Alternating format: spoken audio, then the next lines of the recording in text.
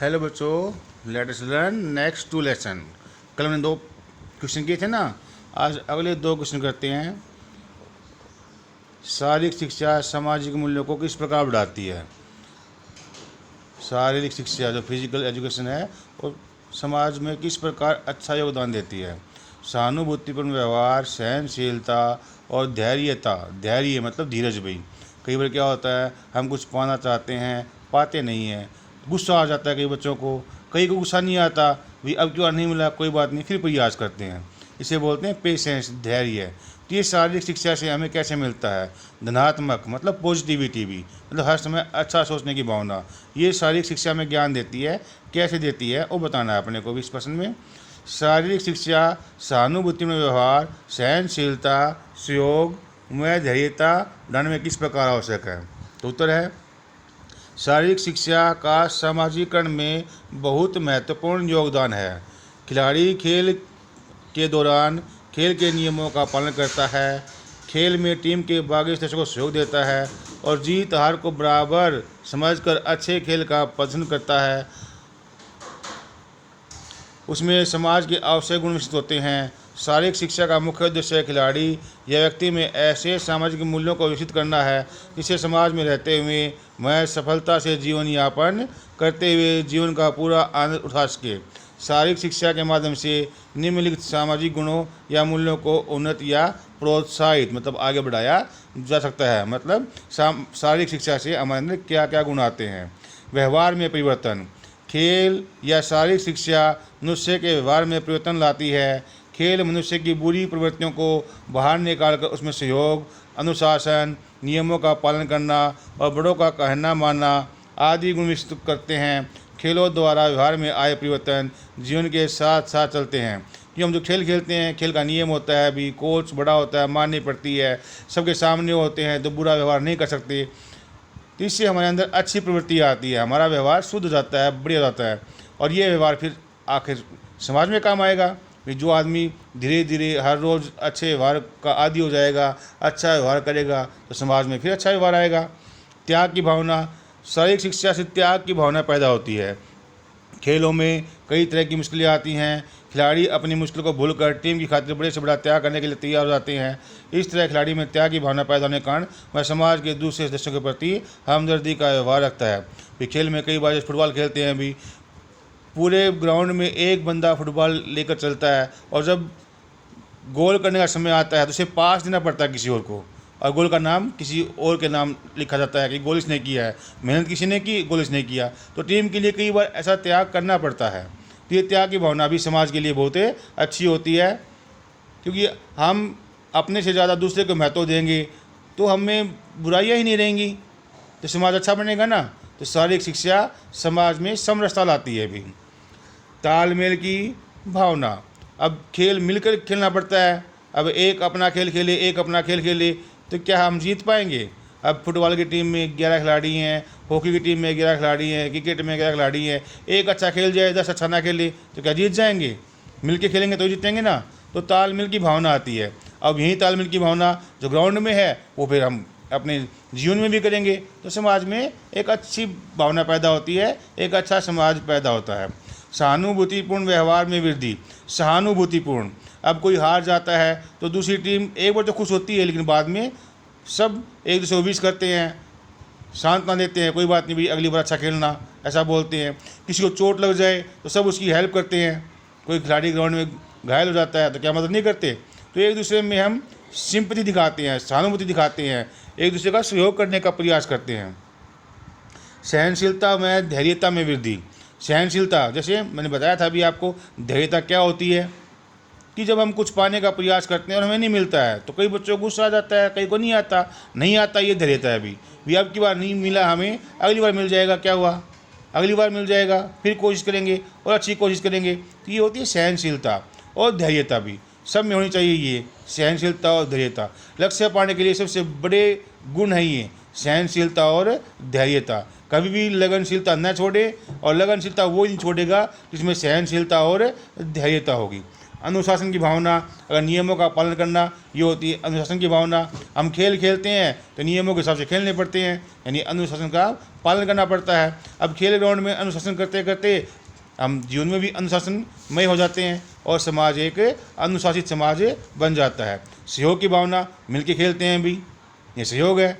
तो खेल के मैदान में मिलके खेलना सहयोग आ जाता है, फिर आदत बन जाती है तो समाज में भी सहयोग आ जाता है और सब मिलजुल कर काम करते हैं तो सहयोग से शांति आती है।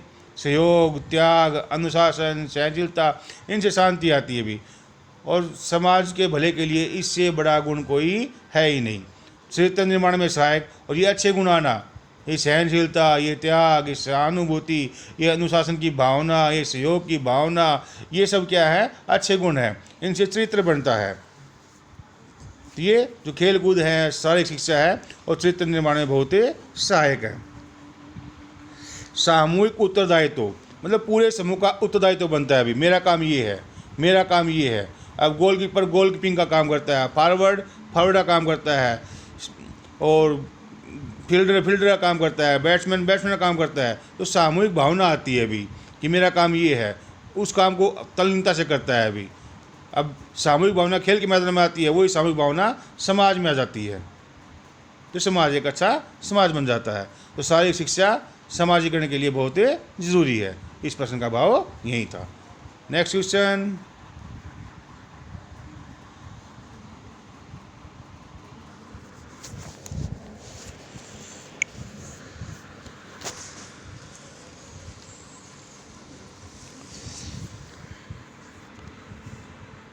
विभिन्न सामाजिक संस्थाओं का व्यक्ति व समूह व्यवहार पर क्या प्रभाव पड़ता है? सामाजिक संस्थाएं भी, जैसे परिवार है, स्कूल है, आर्मी है, समाज है अपना, जैसे गली है, मोहल्ला है, गांव है, ज़िला है, देश है, ये सब सामाजिक संस्थाएं कहलाती हैं। तो इनका हमारे ऊपर क्या असर पड़ता है या हम इन्हें कैसे बना सकते हैं, बिगाड़ सकते हैं भी। जैसे पहली सामाजिक संस्था परिवार है भी। परिवार सबसे महत्वपूर्ण संस्था है। बच्चा इसी संस्था में जन्म लेता है और इसी में पलता है। परिवार में बच्चा अपने माता पिता तथा भाई बहनों से सामाजिकरण का प्रथम पाठ पढ़ता है। परिवार जो होता है बच्चे की पाठशाला होता है, शुरुआती पाठशाला भी। स्कूल में तो बाद में आता है, सबसे पहले परिवार से सीखता है अभी। परिवार में माता पिता और दूसरे सदस्यों के आपसी संबंध, आर्थिक और सामाजिक परिस्थितियाँ, पारिवारिक मूल्यों और परंपराएं बच्चों के व्यवहार पर गहरा प्रभाव डालती हैं। अब घर का माहौल कैसा है अभी, माँ बाप, भाई बहन, चाचा ताऊ किस प्रकार रहते हैं, प्यार से रहते हैं कि लड़ाई झगड़ा करते हैं अभी, अच्छा पैसा है, चिंता फिक्र होकर काम करते हैं या फिर भी चिंताशील होकर काम करते हैं, परेशानी में काम करते हैं, उसका बहुत असर पड़ता है अभी कि हम किस ढंग से काम करते हैं। हम अपने काम धंधे की जो समस्याएं होती हैं वो बच्चों को दिखाते हैं या नहीं दिखाते हैं। अगर माँ बाप परेशान होंगे तो बच्चा भी परेशान होगा भी, माँ बाप खुश होंगे तो बच्चा भी खुश होगा भी। ठीक है बेटा, इसलिए कहते हैं कि परिवार में अच्छे वातावरण का होना बहुत आवश्यक है। अगर परिवार में सदस्यों के आपसी संबंध ठीक ना हो, तनाव बना रहता हो तथा सभी सदस्यों की प्राथमिक जरूरतें पूरी न होती हों तो बच्चे बुरी आदतों के शिकार हो सकते हैं। इसलिए ज़रूरी है कि परिवार में माता पिता अच्छे वातावरण का निर्माण करें जिससे बच्चे में अच्छे गुण व आदतों का विकास हो सके। परिवार एक ऐसी संस्था है जो अपने सदस्यों को, विशेषकर बच्चों को, समाज के रहन सहन एवं खाने पीने के ढंग सिखाती है। यह वह स्थान है जहाँ पर बच्चा अपने आने वाले जीवन के लिए स्वयं को तैयार करता है। इसलिए कहा जाता है कि बच्चों को बनाने व बिगाड़ने में माता पिता का काफ़ी हाथ होता है। अगर परिवार को व्यक्तित्व निखारने की संस्था कहा जाए तो यह गलत नहीं होगा। आमतौर पर यह देखने में आया है कि जिस परिवार की रुचि संगीत कला, नृत्य कला, खेल कूद या किसी और विशेष क्षेत्र में होती है, उस परिवार के बच्चे की रुचि प्राकृतिक रूप से उसी क्षेत्र में हो जाती है। अगर परिवार की रुचि खेल कूद के क्षेत्र में या किसी विशेष खेल में है तो उस परिवार में बढ़िया खिलाड़ी पैदा होना या उस खेल के प्रति दिलचस्पी रखना कोई आश्चर्यजनक बात नहीं होगी। इस प्रकार परिवार व्यक्तिगत व समूह व्यवहार को सबसे अधिक प्रभावित करता है। तो परिवार जो होता है बच्चे की पहली पाठशाला होता है। तो परिवार जो होता है बच्चे का एक आईना होता है। अभी बच्चा होता है वो आईना होता है, वो दिखाता है मेरा परिवार कैसा है। अभी अगर परिवार का माहौल अच्छा है तो बच्चे अच्छे बनेंगे भी। तो हमें चाहिए कि हम अपने जो मानसिक तनाव होते हैं, जो कार्य तनाव होते हैं या सामाजिक तनाव होते हैं, कई बार भी घरों में लड़ाई झगड़े भी हो जाते हैं, आस पड़ोस में भी तनाव हो जाता है या कई बार भी आर्थिक सामाजिक तंगी हो जाती है, पेरेंट्स को, तो अपने बच्चों के सामने ना दिखाएं भी। और भी आप तो +2 क्लास में हो गए हैं, समझदार हैं, अगर थोड़ी बहुत तनाव दिखा भी देते हैं पेरेंट्स, तो समझने का प्रयास करें भी कि यार ये दिक्कतें हमें क्यों हो रही हैं भी। तो परिवार से बहुत कुछ सीखने को मिलता है अपने को। ये सब बातें हम सीखेंगे परिवार से। परिवार हमारी पाठशाला है। धार्मिक संस्थाएं, आज से कुछ समय पहले विद्यालयों में अधिक सुविधाएं उपलब्ध नहीं थी। बहुत से लोग धार्मिक संस्थाओं में विद्या प्राप्त करते थे, चाहे वह विद्या आगे बढ़ने में इतनी सहायक नहीं होती थी, परंतु मनुष्य में सकारात्मक सोच लाने के लिए काफ़ी थी। परंतु आज के युग में स्कूल तथा कॉलेज खुलने से विद्या का स्वरूप ही बदल गया है। चाहे अब विद्या धार्मिक संस्था में नहीं दी जाती, पर फिर भी धार्मिक संस्थाएं व्यक्ति के जीवन पर बहुत प्रभाव डालती हैं। धार्मिक संस्थानों में जाकर व्यक्ति कई अच्छे नैतिक गुण सीखता है। धार्मिक संस्थाओं में महापुरुषों की कहानियाँ सुनने के कारण में अपने आप को उन जैसा बनाने की कोशिश करते हैं। धार्मिक संस्थाओं का मानवीय व्यवहार पर गहरा प्रभाव पड़ता है। ये संस्थाएं प्रत्येक धर्म का सम्मान करना, प्रत्येक धर्म के अच्छे गुणों को अपनाना, प्रत्येक मनुष्य से अच्छा व्यवहार करना, भगवान की रजा में रहना। भगवान की रजा में रहना मतलब भगवान के अनुसार, भगवान के दिखाए मार्ग पर चलना, सत्य बोलना, चोरी न करना, बड़ों का आदर करना, महिलाओं का सम्मान करना, हक की कमाई में विश्वास करना और ज़रूरतमंदों में गरीबों की सहायता करना आदि अच्छी आदतें सिखाती हैं। तो आजकल तो बेटा स्कूल कॉलेज हो गए हैं, पहले केवल जो मंदिर मस्जिद हुआ करते वहीं बच्चे पढ़ा करते भी। आपने रामायण महाभारत कृष्ण लीला देखी होंगी ना, उनमें ऐसा होता था भी। लेकिन आजकल स्कूल कॉलेज हो गए हैं, फिर भी धार्मिक संस्थाएं हैं भी आजकल भी। जैसे अपने यहाँ आश्रम है, भी बहुत से आश्रम खुले हुए हैं। तो कुछ लोगों ने इन आश्रमों का भी व्यवसायीकरण कर दिया है, लेकिन ओवरऑल देखें तो ऐसे बहुत से आश्रम हैं जो अच्छी शिक्षा देते हैं भी, जो समाज को रास्ते पर लाने का प्रयास करते हैं। कुछ ऐसे भी देखे मैंने भी, बहुत से लोग ऐसे हैं जो बहुत बुरे हुआ करते और आश्रम में जाने के बाद उन्होंने अच्छे काम शुरू कर दिए। तो इससे भी समाज पर अच्छा प्रभाव पड़ता है। शैक्षिक संस्थाएं जैसे स्कूल कॉलेज, ये सीधी सी बात है भी, ये तो शिक्षा के मंदिर हैं। इनमें तो अनुशासन सिखाना, अच्छे वातावरण के बारे में सिखाना, अच्छे व्यवहार के बारे में सिखाना। जैसे परिवार होता है वैसे ही बच्चे की दूसरी संस्था जो होती है भी वो स्कूल होता है भी। स्कूल जीवन को बना भी देता है और बिगाड़ भी देता है भी। लेकिन फिर भी आजकल दिक्कतें हैं, कुछ पेरेंट्स विश्वास नहीं कर पाते टीचर्स के ऊपर, तो उससे फिर टीचर्स अपनापन नहीं बना पाते बच्चों के साथ।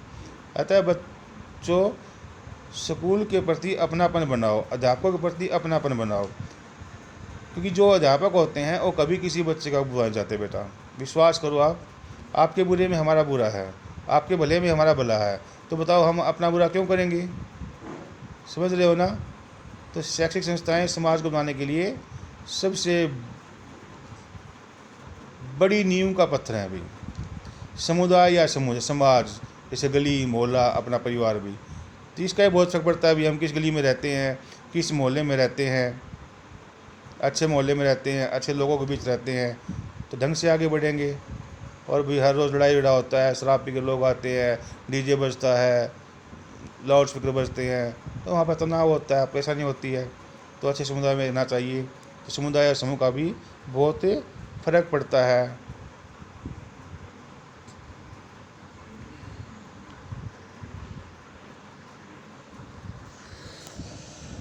नेक्स्ट अभी राष्ट्र देश भी, आप कैसे देश में रहते हैं भी, लोकतांत्रिक है कि तानाशाही है कि राजतंत्र है भी। तो तानाशाही तो सबसे बेकार होती है, इससे तो बेकार कुछ होता है नहीं। फिर राजशाही आती है और फिर लोकतंत्र आता है। तो अच्छा लोकतंत्र होगा देश में तो नागरिक अच्छे होंगे भी, तानाशाही होगी तो अच्छे नहीं होंगे, राजशाही होगी तो अच्छे हो भी सकते हैं और नहीं भी सकते भी, क्योंकि राजा के ऊपर बहुत फर्क पड़ता है अभी। यथा राजा तथा प्रजा, जैसा राजा होगा वैसे ही प्रजा होगी। ठीक है बेटा, तो ये कुछ अपनी सामुदायिक संस्थाएं हैं जो हमारे व्यवहार को बनाती और बिगाड़ती हैं, और हमारा व्यवहार जिन्हें बनाता और बिगाड़ता है। हम इनसे सीख लेते हैं और हम इन्हें से सीख लेकर अच्छे भी बन सकते हैं और बुरे भी बन सकते हैं, और हम इन्हें अच्छा बना भी सकते हैं और बुरा बना भी सकते हैं भी। अगर मान लो हमारे अंदर अच्छाई है, कुछ अच्छा करना चाहते हैं, तो बुरे से बुरे माहौल को भी बदल सकते हैं, और हम अच्छा नहीं करना चाहते तो बुरे से बुरे माहौल को भी हम ख़राब कर सकते हैं। तो संस्थाएं और हम पूरक हैं भी, हम इन्हें बना सकते हैं, हम इन्हें बिगाड़ सकते हैं, हम इनसे बन सकते हैं, हम इनसे बिगड़ सकते हैं। तो कोशिश करो हम और आगे बढ़ें और अच्छा बनाएं। ठीक है बेटा।